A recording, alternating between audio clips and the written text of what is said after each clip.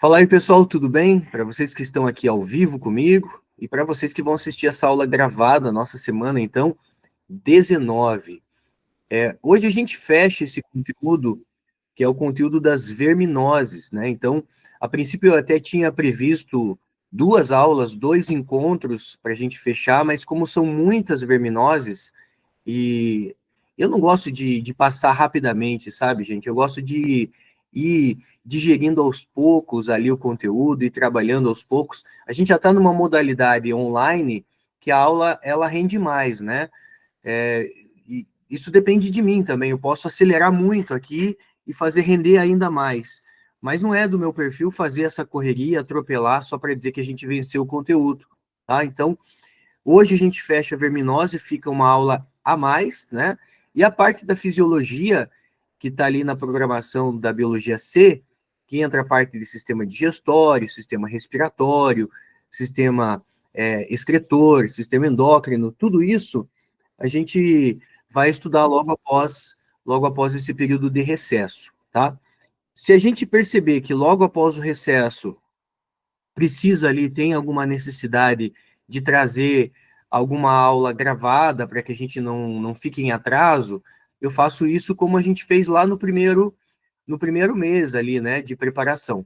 Por enquanto, não, acho que não tem a necessidade, porque na biologia A e na biologia B, a gente está uma aula na frente, né? A gente está uma aula adiantado. Então, se a gente fizer uma dosagem aqui, a gente consegue mais ou menos ali deixar as três frentes iguais, tá bom? Então vamos lá, vamos falar um pouquinho aí sobre as verminoses, lembrando que nós estamos na parte das verminoses causadas por vermes nemateumintos. Tá? Então nós já falamos da ascaridíase, nós já falamos da ancilostomose, duas verminoses que têm aquele ciclo cardiopulmonar, beleza? Então, duas verminoses causadas por nemateumintos. Hoje a gente vai ver uma terceira verminose, que ela é um tanto interessante, até pelo nome curioso, né? Do verme, a Wuchereria bancroft, popularmente chamada de filária. Então, essa doença, gente, ela é conhecida como elefantíase, vocês já vão entender por quê, né? Para quem nunca ouviu falar, acho difícil que nunca tenha ouvido falar, mas talvez, às vezes, não viu alguma foto, alguma imagem, né? Essa imagem que está aqui no fundo do slide, ela é uma imagem microscópica real aí do verme, tá? Então a gente tem uma imagem do verme no fundo da tela, a famosa filária ou Wuchereria bancroft. E esse verme, olha que interessante, ele tem como vetor um mosquito. Então, vamos lá, né? É importante que você também tenha uma coleção aí de repertório quando a gente fala em mosquito, porque tem o mosquito Aedes aegypti, tem o mosquito Hemagogos, tem o mosquito Sabets, né? Tem o Albopictus, tem o mosquito Culex, tem o mosquito Palha, e eu vou preparar um resuminho para vocês aí quando a gente fala de mosquitos vetores, né? Então, esse resuminho, ele é importante para que você fique atento, né? Caramba, o Aedes aegypti eu sei, professor, Aedes aegypti é dengue, zika, febre chikungunya, febre amarela ciclo urbano, atualmente não transmite, mas já transmitiu no passado, né? O mosquito prego, mosquito anófilis é o da malária. Então, veja, dá para causar uma confusão muito grande na nossa cabeça quando a gente fala de um monte de doença e, ao mesmo tempo, um monte de tipo de vetores. É carrapato, é mosquito, o que é pulga do rato? Então, vamos com calma aqui. Quando a gente fala de verminose, essa é a única verminose daquelas que nós estudamos que vai ter o mosquito Culex como um veículo, como um vetor. Esse mosquito Culex, gente, ele é um pernilongo muito comum, tá? Um dos pernilongos mais comum que tem, inclusive mais comum até do que o Aedes aegypti. É um mosquito que vive dentro das nossas casas. Professor, mas por que a gente não escuta falar de elefantíase, de filariose aqui em Curitiba, na cidade que eu moro? Porque provavelmente na cidade que você mora, o mosquito ele não está contaminado. Esse mosquito, para ele poder transmitir a doença, ele tem que estar infectado com o parasita. Então, como ele é um pernilongo comum, e com certeza, né, quando a gente pensa em pernilongo, esse é o mais comum que a gente tem, o Culex, a gente tem esse pernilongo perto da gente, só que o parasita, né, não está ali infectando ele. Então a gente acaba não tendo surtos ou até uma epidemia de elefantise, tá, gente? Aqui fica mais evidente porque a doença é conhecida como elefantise. Olha só, a perna da pessoa incha a ponto de parecer a pata de um elefante, né? Então, como isso lembra ali o inchaço, né?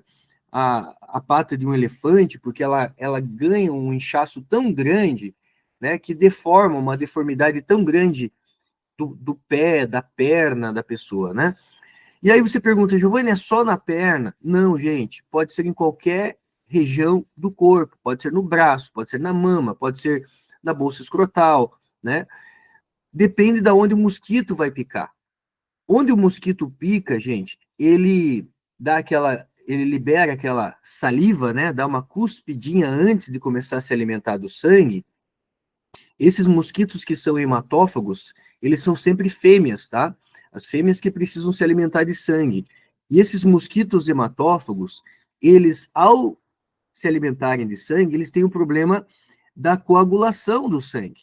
Então, eles liberam na saliva, antes de começar a se alimentar do sangue, ele libera uma saliva, dá uma cuspidinha, digamos assim, né? Que tem uma substância anticoagulante e anestésica.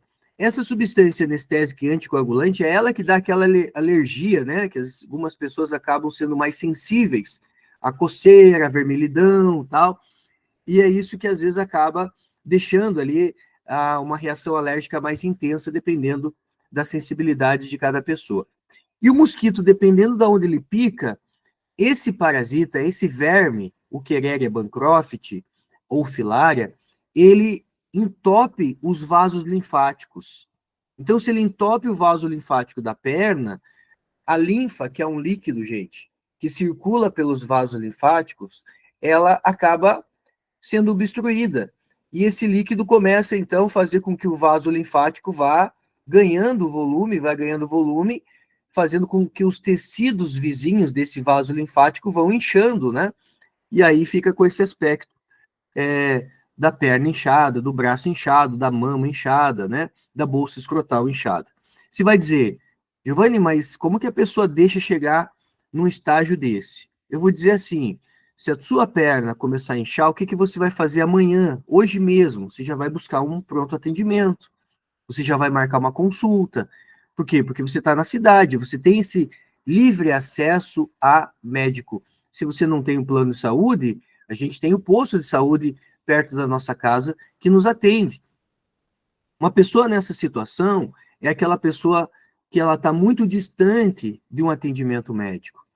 E aí você entrevista uma pessoa dessa e ela diz, olha, eu não posso parar de trabalhar, eu preciso continuar trabalhando. Então eu percebi que a minha perna foi inchando, mas eu não podia. O médico mais perto daqui fica a tantos quilômetros de distância, a gente não tem dinheiro para fazer esse deslocamento, a gente precisa continuar trabalhando, e a pessoa vai tentando tocar a vida e quando vê, chega num estágio desse muito avançado esteticamente. Tem cura? Tem, é uma verminose.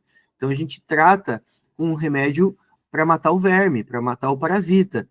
Só que a situação estética fica, né, gente? Então, muitas vezes, quando está nessa situação, além do remédio para matar o verme, precisa ter o quê? Uma cirurgia estética. Agora, veja só, se já foi difícil para a gente conseguir um tratamento para essa pessoa, imagine uma cirurgia estética, né?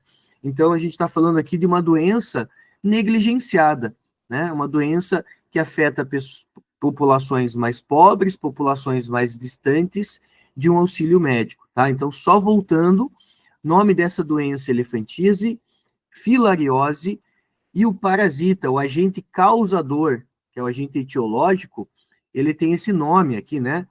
Quereria bancroft, popularmente conhecida como filária, tá? E o veículo, o vetor, é o mosquito do gênero Culex, beleza?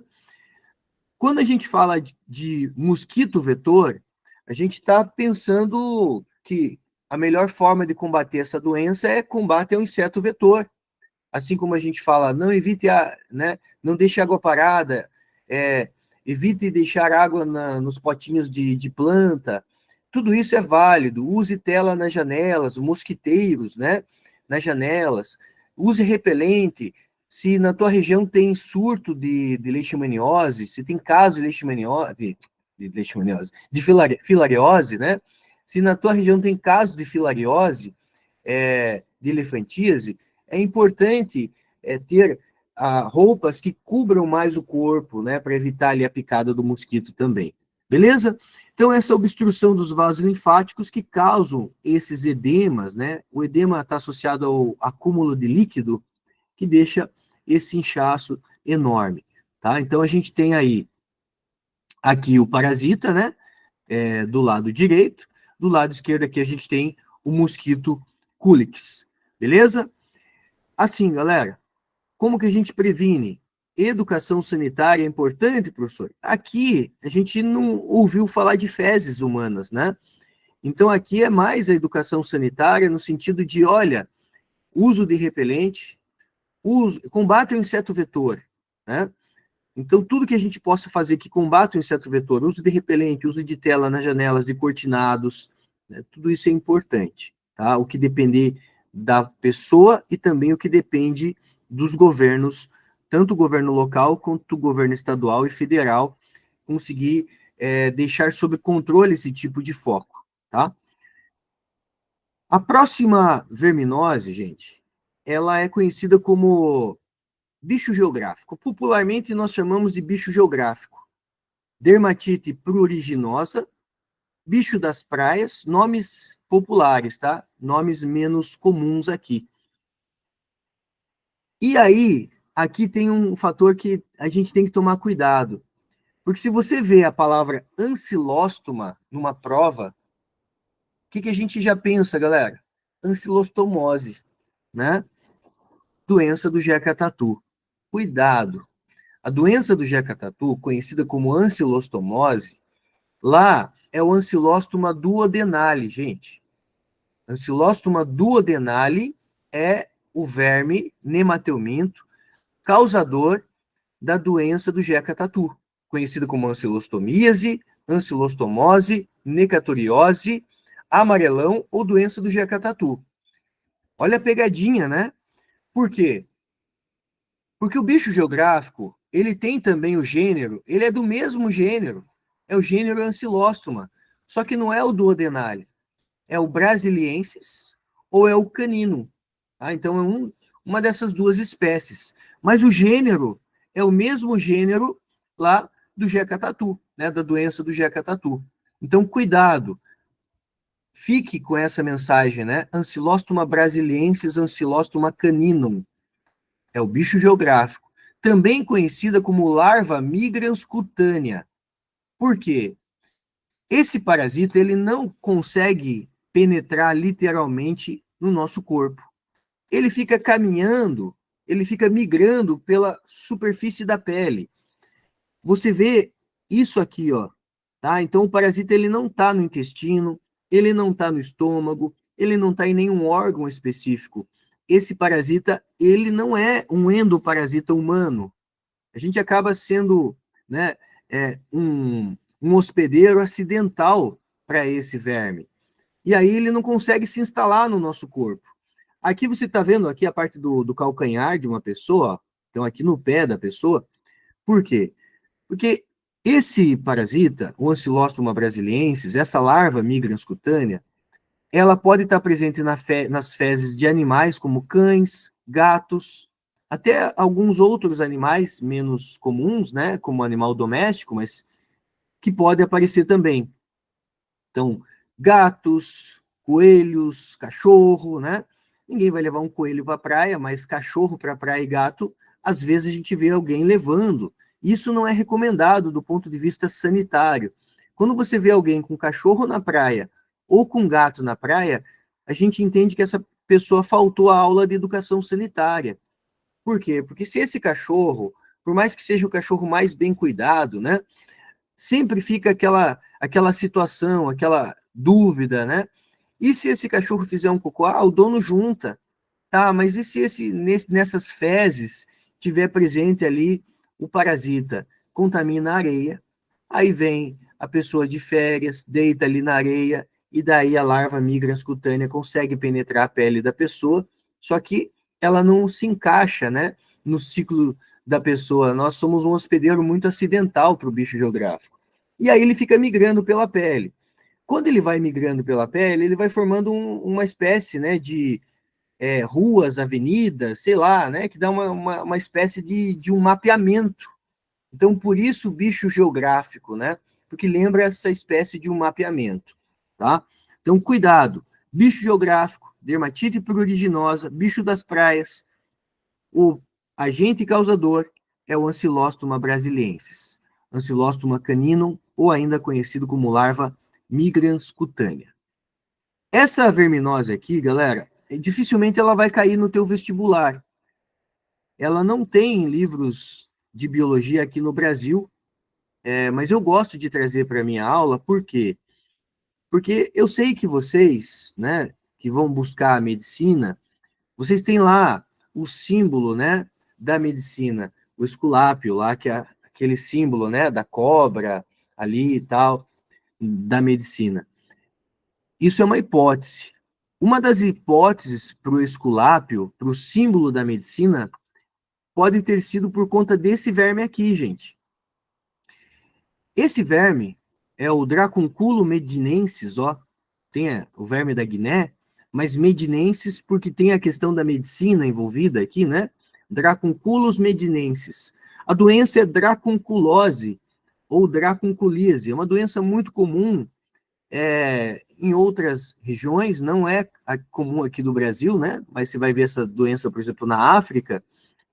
E o verme, a fêmea, quando ela está madura sexualmente, e que ela vai, né, postular ali os seus ovos, ela migra para a superfície da pele. E ela sai, né? Mas ela não sai completamente. Ela sai só o suficiente para que ela possa botar esses ovos. Olha que interessante, né? E aí ela volta, ela entra. O que as pessoas fazem? Elas aproveitam que esse verme, na hora que ele sai, aproveitam para enrolar ele. Pega um palitinho, como esse palito de fósforo aqui, um palito de dente, e começa a enrolar o verme com muito cuidado para não arrebentar ele. E aí, daí deve ter surgido, é uma das hipóteses, do surgimento do esculápio, né? Que é a cobrinha lá enrolada, né, naquele bastão. Então, aqui a gente tem a cobrinha, né? Só que essa cobrinha, na verdade, é um nemateuminto, né? O Dracunculus medinensis. Uma das hipóteses para o símbolo da medicina é a partir dessa doença, que é uma doença muito antiga, tá, galera? Então, se tem aí a possibilidade de você enrolando ali o verme e conseguir tirar o verme do corpo a partir desse procedimento, tá? Como que pega essa doença? Água não filtrada, que contém larvas do verme da Guiné, que podem levar, então, à infecção. E quando essa fêmea ela vai fazer a liberação dos ovos, ela migra para uma superfície do corpo, né? Geralmente, membros inferiores, que é onde a gente tem mais contato com a água, por exemplo, tá? Então, dracunculose, dracunculíase, dificilmente vai aparecer no teu vestibular, mas se aparecer, com certeza vai ser um diferencial para vocês aqui, tá? Tricuríase. Estamos terminando já as verminoses causadas por nemateumintos, mas tem uma que às vezes passa batido também, tá? Tricuríase. O verme nemateuminto é o Trichuris trichiura. Caramba, nunca ouvi falar, é bem provável que vocês nunca tenham, né, escutado falar dessa doença. Cuidado, gente, para não confundir com tricomoníase. E eu vou dizer para vocês, às vezes, como eu tenho muita coisa na cabeça, né, às vezes né, passa batido, né? Porque é muita doença, é muito agente etiológico, é fácil a gente confundir, e como eu mesmo já cheguei a confundir, assim, né, em pensamento rápido, com a tricomoníase.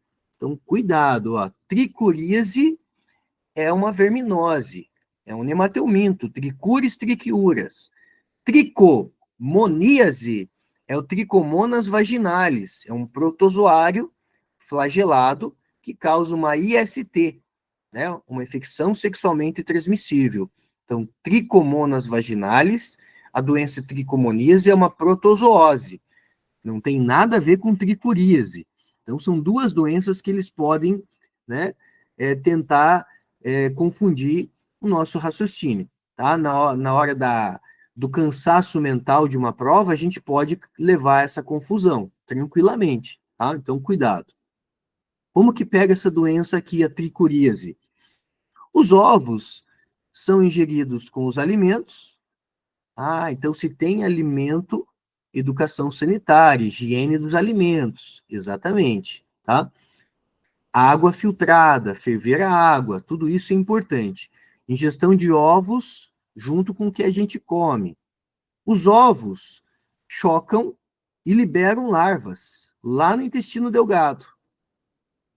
No intestino delgado, as larvas entram na fase adulta e liberam novos ovos. Então, tem macho e fêmea. Precisa ter lá o macho e a fêmea, tá, gente?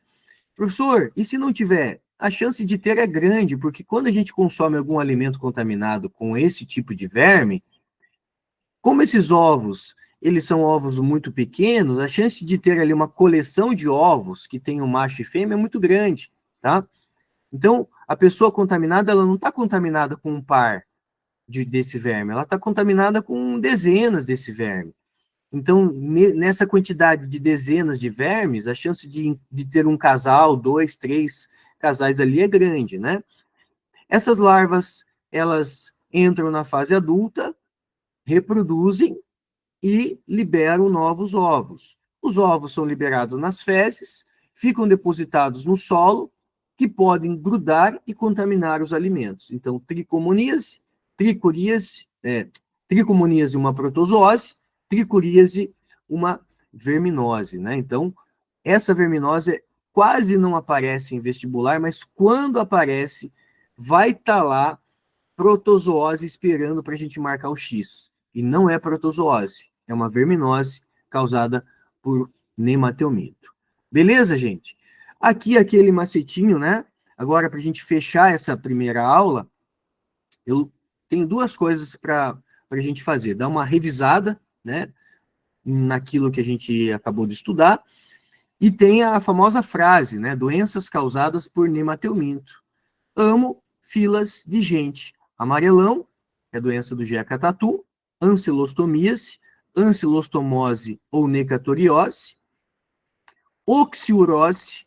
Oxiurose, eu não cheguei a comentar o ciclo ali com vocês, mas ela é uma verminose, hoje não é tão comum, né? Mas já foi uma verminose muito mais comum na infância. Porque antigamente as crianças brincavam muito mais na terra, na areia. Hoje as crianças estão mais aí, né, tecnológica. Então, antigamente, quando as crianças tinham mais contato com terra, com areia, e colocavam a mão na boca, tinha a probabilidade de se contaminar muito mais fácil com essa doença oxiurose, tá? Oxiurose, vamos fazer um paralelo aqui, ó. O verme popularmente conhecido como oxiuro, tá? Oxiuro. Esse verme oxiuro, ele tem o nome científico, né?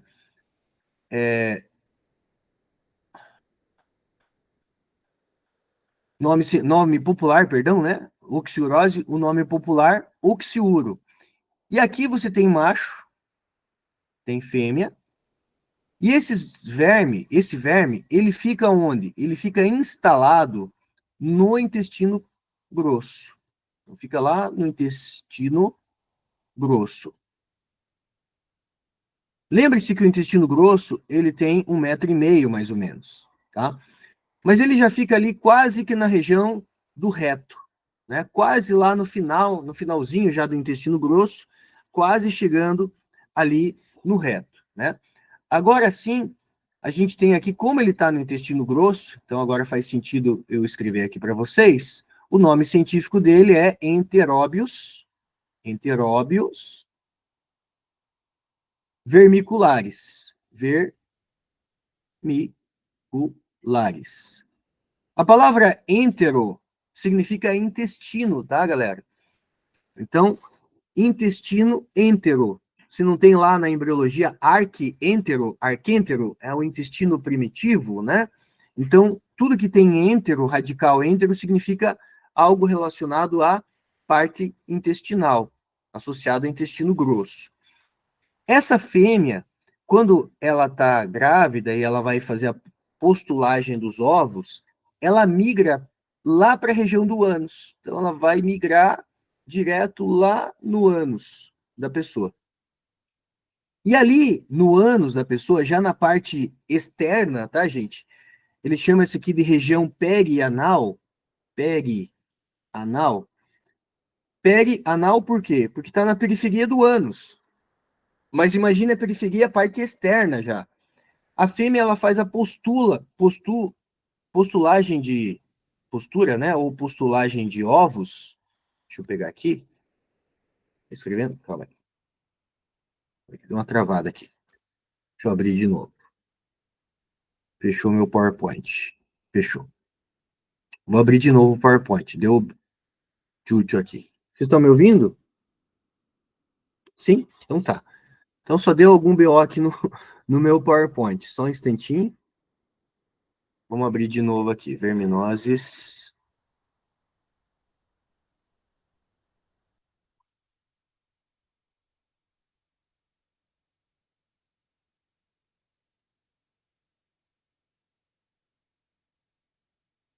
Acho que ele abriu aqui, vamos ver. Aqui. Voltou. Deu algum BO aí no... Aqui. Ele só não vai recuperar o que eu tinha escrito ali para vocês, mas tudo bem. A fêmea do Enteróbios vermiculares, ela migra lá para a região do ânus, né? Ela vai lá na região do ânus, e ali na região perianal, o que ela faz? Ela vai colar esses ovos, então ela se desloca. Imagine um vermezinho caminhando na região do ânus, gente, e colando, cada pontinho desse aqui é um ovo que ela está colando ali. Isso aqui gera uma coceira alucinante. A pessoa vai coçar. Vai. Vai coçar por cima da roupa? Vai coçar por dentro da roupa. E a pessoa vai coçar com a unha, porque é uma coceira muito louca, né? Eles chamam isso de frisson anal. É uma coceira intensa. E a criança, a gente fala geralmente criança porque é uma doença mais comum na infância, e a criança, quando ela coça com a unha, fica cheio de ovos embaixo da unha. O que você acha que vai acontecer? Essa criança que já está com a oxiurose, que já está com a enterobiose, né? Eu também posso chamar de enterobiose por causa do nome do verme, Enteróbios vermiculares, ela acaba tendo o quê? Mais contágio, né? Então ela aumenta a quantidade de vermes, porque ela acaba colocando a mão na boca, e como ela está cheia de ovos embaixo da unha, ela acaba tendo essa autoinfestação. Então, alguma questão de vestibular que fale de uma autoinfestação, ele está falando da enterobiose, está falando da oxiurose, gente. Essa fêmea, então, quando ela vai fazer a postulagem dos ovos, ela migra para essa região anal e cola esses ovinhos aí. Simples de resolver, gente. Remédio para verme. Remédio para verme, a gente consegue eliminar esse tipo de verme que pode estar presente em alface, em água contaminada, algo assim, tá? Não é uma verminose comum da gente encontrar por aí, não, tá? É difícil de encontrar, né? Uma verminose comum até da gente encontrar por aí. É que hoje, como eu disse, as crianças são mais tecnológicas. Antigamente, ter oxiurose na infância fazia parte da infância, né? Ah, a criança está com verme, era normal, né? Aí você tem a doença geográfica, filariose ou elefantíase, ascaridíase, tricuríase, esse T aqui de tricuríase. Então, essas são as doenças causadas por vermes nematelmintos, tá? Então, única que eu não acabei mostrando para vocês um ciclo da doença tal, ali foi a oxiurose, mas nós conversamos aqui nesse slide, tá? Um resuminho aqui para vocês agora, ó. Doenças infectoparasitárias, o verme, o esquistossoma mansoni. Então, aqui a gente tem vermes plateumintos, tá?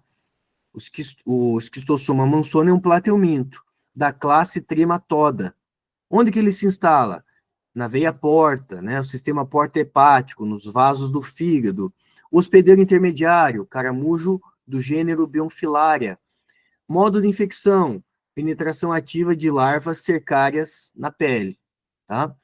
Tênia solium e Tênia saginata, a classe é a cestoda, instalação no intestino delgado, pode ser do porco ou do boi, ingestão de carne crua ou mal passada, ou mal assada, contendo larvas cisticerco. E a cisticercose também é da classe cestoda, porque a gente está falando da Tênia solium, né? Vasos aqui do cérebro, do músculo. Aqui não tem o hospedeiro intermediário, é o ser humano, né? E o único hospedeiro. E através da ingestão de ovos da Tênia solium, beleza? Se eu ingerir ovos de Tênia saginata, não acontece nada, né? Somente se eu ingerir ovos de Tênia solium, eu posso desenvolver, então, aí a cisticercose. E também um resuminho aqui das verminoses causadas por nematelmintos, Ascaris lumbricoides, ascaridíase, infecção, ingestão de água, alimentos contendo ovos, né? Tem a fase pulmonar, cardiopulmonar, prevenção, educação sanitária, saneamento básico, tratamento dos doentes. Olha o enteróbios vermiculares que eu falei para vocês ali, a oxioríase, né? Ou enterobiose. Ingestão de água e alimentos contaminados, com ovos do verme. Educação sanitária, né? Olha, mantenha a unha bem cortada, porque embaixo da unha a gente pode ter sujeira, pode ter até ovos, né? De verme. Saneamento básico, tratamento dos doentes. Ancilostoma duodenale, ou Necator americanus, ancilostomose, amarelão, doença do Jeca tatu, penetração ativa da larva pela pele, educação sanitária, saneamento básico e uso de calçados. Lembre-se que esse verme, ele tem penetração pela sola dos pés, né? Doença do Jeca tatu, andava descalço, uso de calçados aqui, então, é importante. O Quereria bancroft, estudamos hoje, filariose, elefantíase, picada do mosquito do gênero Culex, controle epidemiológico do mosquito, né, combate ao inseto vetor. E Ancilostoma brasiliensis, bicho geográfico, penetração ativa da larva migroscutânea na pele, educação sanitária e evitar o contato direto com a areia, né? Vai para a praia, leva a sua toalha, leva a sua esteirinha, né? Não fica deitado direto se enterrando lá na areia, que sempre tem esse risco de você ter contato aí com o bicho geográfico. Principalmente se é uma praia que tem muito animal, né? Então, se tem muitos animais ali nessa praia, cachorro, gato é mais difícil, né? Mas cachorro, às vezes o próprio cachorro de rua dá um rolê ali pela areia e aí a gente não tem esse controle, né? Beleza? Fechamos então, galera, a parte das verminoses. Tem alguma dúvida, alguma pergunta? Tranquilos? Beleza? Daí eu vou fazer um intervalinho com vocês. Então, agora 14h34. Hoje a biologia C foi mais curtinha, né? Então a gente consegue fazer um intervalinho de 10 minutos. Voltamos aí 14h45, virou o relógio agora. Então 10 minutinhos de intervalo e a gente volta com a parte da genética. Vamos falar de sistema RH e tem uma parte importante de sangue que eu vou mostrar aqui para vocês, que acredito que vocês nunca ouviram falar, tá bom? Daqui a pouco eu volto.